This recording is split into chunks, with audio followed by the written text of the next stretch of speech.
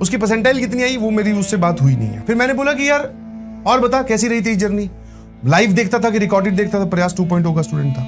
बोले कि सर मैं तो रिकॉर्डेड देखता। मैं रिकॉर्डेड क्यों? बोले सर लाइव के लिए डाटा एक तो ज्यादा खर्च होता है और मेरे पास डाटा उतना है नहीं, तो मैं क्या अपने 2-4 घरों के मोबाइल से वाईफाई कनेक्ट करके या कैसे कैसे करके सर लेक्चर डाउनलोड कर लेता था, फिर देखता था। मैंने कहा बहुत बढ़िया। फिर मैंने कहा परिवार की कंडीशन कैसी है फाइनेंशियल? बोले सर ठीक ठाक है। पिताजी जो है वो ट्रक ड्राइवर है और वो थोड़े थोड़े दिनों में मतलब एक महीने या 20 दिनों के इंटरवल पे घर पे आते हैं, है ना।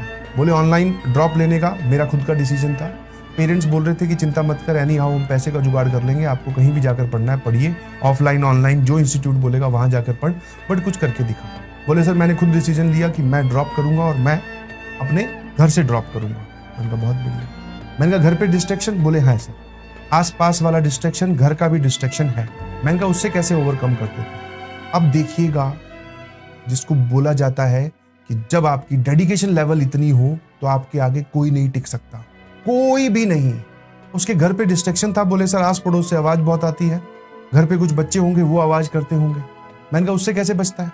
मेरे से अगर ये प्रॉब्लम बोली जाए तो मैं उसका क्या सॉल्यूशन दूंगा? भाई लाइब्रेरी ज्वाइन कर ले, लाइब्रेरी ज्वाइन कर ले। अब हो सकता है उसके एरिया में लाइब्रेरी ही ना हो सकता है उसके पास लाइब्रेरी जितने पैसे ही ना हो। हम जो सॉल्यूशन आपको देते हैं that is a general solution, but हाँ उस जनरल सॉल्यूशन को अवॉइड करके जब आप अपनी परिस्थिति के हिसाब से अपना सॉल्यूशन बनाते हो और वहां बैठकर मेहनत करते हो तो आपके नंबर ऐसे ही आते हैं। उसने बोला कि सर जब मुझे डिस्ट्रैक्शन होता है मैं इस आवाजों के माहौल में पढ़ नहीं पाता, तो मैंने क्या किया, अपने बाथरूम को ही अपना स्टडी रूम बना लिया। अब आपके मन में जो डाउट आए हैं सेम मेरे मन में आए। मैं कहा बाथरूम में तो यार परिवार के बाकी लोग नहाने वाने जाते होंगे। I am talking about bathroom जिसमें टॉयलेट नहीं होती, सिर्फ नहाने के काम आता है। आई होप आप इस चीज को इमेजिन कर सकते हैं। तो मैंने कहा फिर उसमें बाकी लोग नहाने जाते होंगे।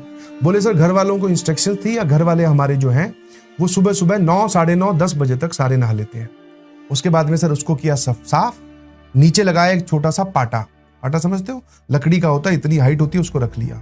एक तरफ बिछाई चद्दर और गद्दा और यहाँ बैठ गए सर। बाथरूम को किया अंदर से बंद और बोले उस कमरे से, उस बाथरूम से, कमरा नहीं, उस बाथरूम से मैं रात को 10 बजे बाहर निकलता। बोले नहाने का काम एक ही बार होता है दिन में।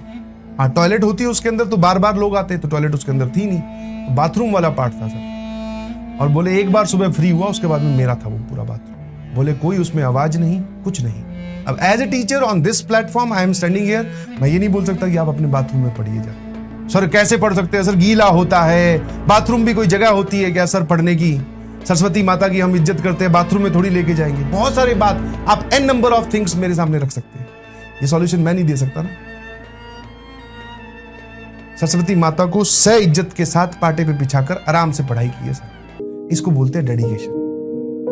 समझ में आया? जब आप अपनी परिस्थिति के हिसाब से अपने सॉल्यूशन ढूंढ लेते हो और इधर उधर किसी का वेट नहीं करते कि कोई आएगा हमारी परिस्थिति सही कर देगा, मेरा मूड एकदम सही कर देगा सर, मेरे को अच्छा फील करवा देगा, मेरे को मोटिवेट कर देगा, मेरे पास लाइब्रेरी की सब्सक्रिप्शन होगी, आलीशान एसी वाला कमरा होगा, तब मैं आपको ये नंबर लाके दिखाऊंगा। ये सब फालतू के ढोंग है, तब भी नंबर नहीं आएंगे। समझ में आया? अब उसकी रैंक जो आएगी, उसके नंबर जो आए हैं वो अच्छे हैं, उसकी रैंक चाहे कुछ भी आए, और भाई साहब अंदर खड़ा होके मैं अपने मन ही मन में उसको सल्यूट मार रहा था। मैं कहा भाई साहब क्या गजब काम किया यार।